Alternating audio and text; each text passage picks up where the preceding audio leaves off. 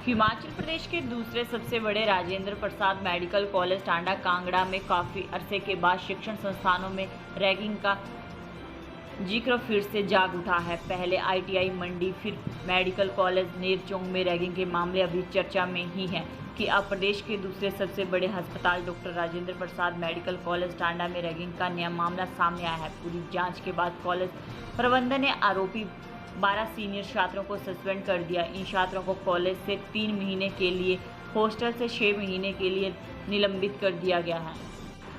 साथ ही इन पर 50-50 हज़ार रुपये का जुर्माना भी लगाया गया। आरोप है कि इन सीनियर छात्रों ने जूनियर छात्रों के साथ रैगिंग की और उन्हें लगातार टॉर्चर भी किया जा रहा था। राजेंद्र प्रसाद मेडिकल कॉलेज के प्राचार्य डॉक्टर भानु अवस्थी ने बताया कि हॉस्टल में रह रहे छात्रों की हमारी फ्लाइंग रिक्वायर्ड रूटीन चेकिंग करती है। जब फ्लाइंग रिक्वायर्ड ने हॉस्टल की चेकिंग की तो वहां जूनियर छात्रों के पास सीनियर छात्रों की कॉपियां पाई गई। फ्लाइंग रिक्वायर्ड ने इसे गंभीरता से लिया और अपने स्तर पर पूरी जांच पड़ताल की। रिपोर्ट आने के बाद सारा मामला एंटी रैगिंग कमेटी के पास भेज दिया गया। सोमवार को इसकी पहली रिपोर्ट आई तो सीनियर छात्रों पर कार्रवाई की गई। उनके माता पिता को कॉलेज में बुलाया गया था। बुधवार को दूसरी रिपोर्ट आने के बाद 6 छात्र और दोषी पाए गए। इसके बाद कॉलेज प्रबंधन ने सभी 12 सीनियर छात्रों को सस्पेंड कर दिया। गौरतलब है कि कुछ रोज पहले नेरचौक मेडिकल कॉलेज में भी रैगिंग का मामला सामने आया था। इस पर कॉलेज प्रबंधन ने कड़ा संज्ञान लेते हुए आरोपी 4 छात्रों और 2 छात्राओं को निलंबित कर दिया था। सर, एक रैगिंग का मामला जो है वो पेश आया है। अगर बात करें कुछ साल पहले भी ऐसा हुआ था और उसने सुसाइड भी कर ली थी शख्स ने, और उसके बाद बैन कर दिया गया था पूरा रैगिंग का। और क्या पूरा मामला है, इसके बारे में बताएं और किन किन लोगों को सस्पेंड किया गया है अभी तक। मैडम, हमारे यहाँ पे रैगिंग के लिए ज़ीरो टॉलरेंस है और हमारे यहाँ इसको चेकिंग करने के लिए डिफरेंट मैकेनिज़म्स हैं। उसी मैकेनिज़्म के तहत एक एंटी रैगिंग स्क्वाड होता है और वो रूटीनली चेकिंग, हॉस्टल्स की चेकिंग और डिफरेंट स्पॉट्स की चेकिंग करते हैं। संडे के दौरान जब वो टीम चेकिंग के लिए गई तो वो जो है संडे को जब वो हॉस्टल की चेकिंग गई तो वहाँ उन्होंने पाया कि किसी जूनियर के कमरे में उनको एक सीनियर की कुछ फाइल मिली और उसी दौरान फिर उन्होंने ये पाया कि वहाँ पे जूनियर के पास जो थी वो फाइल थी और उसकी वो रिपोर्ट जो थी एंटी रैगिंग स्क्वाड ने वो प्रिंसिपल ऑफिस को सुबह प्रोवाइड की मंडे को। और मामले के संज्ञान लेते हुए उनकी वो जो रिपोर्ट थी जिसमें ये लिखा गया था वो इमीडिएटली हमने एंटी रैगिंग कमेटी को फॉरवर्ड कर दी, सब कमेटी को, और उन्होंने उस पर तत्काल छानबीन करते हुए हमारे को जो है एक रिपोर्ट सबमिट करी, पहली रिपोर्ट। और उस पहली रिपोर्ट के तहत उन्होंने 6 बच्चों को उसमें दोषी पाया। हमने पेरेंट्स को इन्फॉर्म किया।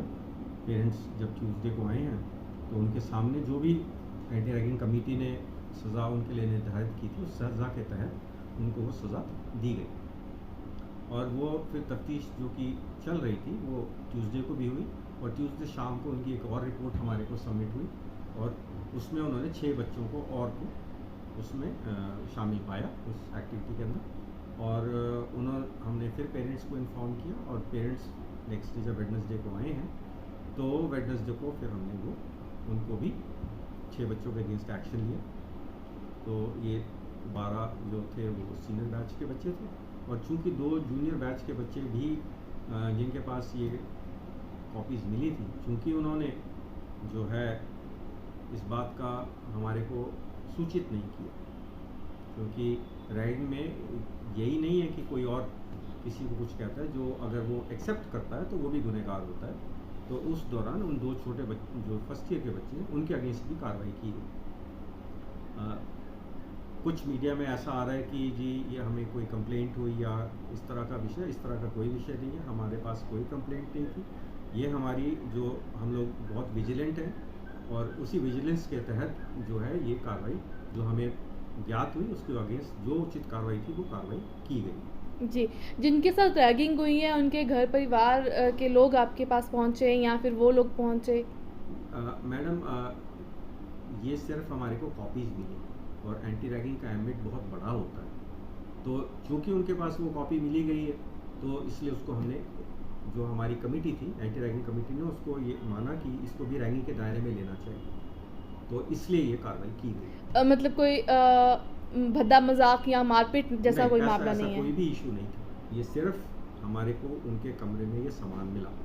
जी, तो अभी क्या सब कुछ क्या कार्रवाई चल रही है? वो डॉक्टर्स अभी आ रहे हैं मेडिकल कॉलेज में या नहीं? कार्रवाई के तहत जो है उनको जो सज़ा दी गई है उसमें 50,000 रुपये का जुर्माना, 6 महीने के लिए जो सीनियर स्टूडेंट्स हैं उनको हॉस्टल से निकाला गया और 3 महीने के लिए क्लासेस से सस्पेंड किया गया। जब वो कार्रवाई हो चुकी है तो फिर वो संस्थान में तो नहीं होंगे। मैडम, इस मामले पे डॉक्टर भानु क्या मैसेज देना चाहते हैं पूरे मेडिकल कॉलेज को?